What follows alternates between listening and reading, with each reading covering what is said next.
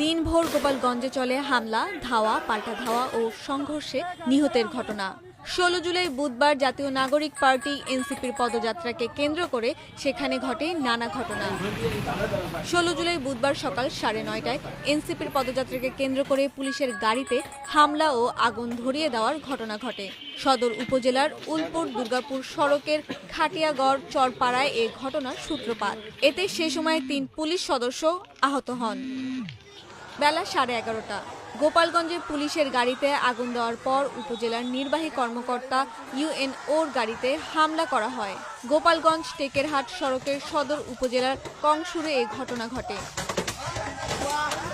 বেলা ১:২০টা NCP গোপালগঞ্জে প্রবেশের পর সমাবেশ শুরুর আগ মুহূর্তে সমাবেশস্থলে হামলা ও ভাঙচুরের ঘটনা ঘটে। বেলা ১:২০টার দিকে শহরের পৌর পার্কে স্থানীয় ২০০ থেকে ৩০০ লোক লাঠিসোঁটা নিয়ে এই হামলা চালান। তারা সবাই আওয়ামী লীগের সমর্থক বলে জানা যায়। এক পর্যায়ে জেলা পুলিশ সুপার মোহাম্মদ মিজানুর রহমান ঘটনাস্থলে আসেন। এই সময় এনসিপির নেতাকর্মীরা এক হয়ে পুলিশ সহ ধাওয়া দিলে হামলাকারীরা পালিয়ে যান। এরপর বেলা ২টা ৫ মিনিটে সমাবেশস্থলে পৌঁছান এনসিপির আহ্বায়ক নাহিদ ইসলাম সহ কেন্দ্রীয় নেতারা। বেলা ২:১৫টার দিকে তারা মঞ্চে দাঁড়িয়ে বক্তব্য দেন। আজকে আবারও বাধা দেওয়া হয়েছে, দ্বিগুণ গতিতে এর জবাব আমরা দিব ইনশাআল্লাহ। যারা এই গণ অভ্যুত্থানের পক্ষে রয়েছেন, নতুন বাংলাদেশের পক্ষে রয়েছেন, আপনাদেরকে দায়িত্ব নিতে হবে এই গোপালগঞ্জ যেন মুজিববাদীদের আশ্রয় কেন্দ্র হয়ে উঠতে না পারে।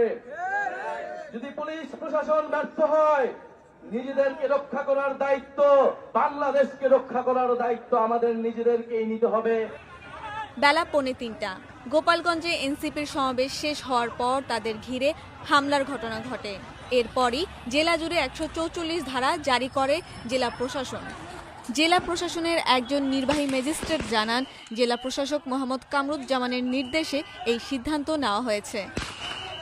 হামলার ঘটনার পর এনসিপির মুখ্য সমন্বয়ক নাসির উদ্দিন পাটোয়ারি সাংবাদিকদের কাছে অভিযোগ করেন, আওয়ামী লীগের নেতাকর্মীরা এই হামলা চালিয়েছে। এই সময় পুলিশ সেনাবাহিনী নিষ্ক্রিয় ভূমিকা পালন করেছে। এনসিপিকে বলা হয়েছিল সবকিছু ঠিক আছে, কিন্তু তারা সমাবেশস্থলে এসে দেখেন পরিস্থিতি ঠিক নেই। হামলার মুখে পুলিশ সুপারের কার্যালয়ে অবস্থান নেওয়া এনসিপির নেতারা সেনাবাহিনীর সাজোয়া যানে করে সেখান থেকে বের হন। পরে তারা সাজোয়া যানে করেই গোপালগঞ্জ ছাড়েন বলে প্রত্যক্ষদর্শীরা জানিয়েছেন।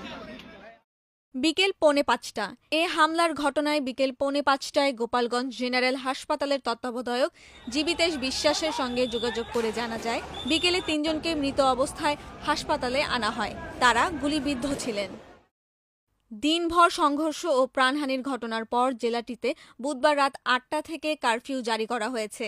আগামীকাল সন্ধ্যা ৬টা পর্যন্ত কারফিউ থাকবে। ১৬ জুলাই সন্ধ্যায় প্রধান উপদেষ্টার প্রেস উইং এ তথ্য জানিয়েছে। ১ জুলাই থেকে দেশ গড়তে জুলাই পদযাত্রা কর্মসূচি পালন করছে এনসিপি।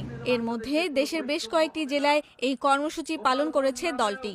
মাসব্যাপী এই কর্মসূচির অংশ হিসেবে আজ গোপালগঞ্জে পদযাত্রা করে দলটি। গতকাল মঙ্গলবার দলের ভেরিফাইড ফেসবুকে এই কর্মসূচিকে ১৬ জুলাই মার্চ টু গোপালগঞ্জ কর্মসূচির ঘোষণা দেওয়া হয়।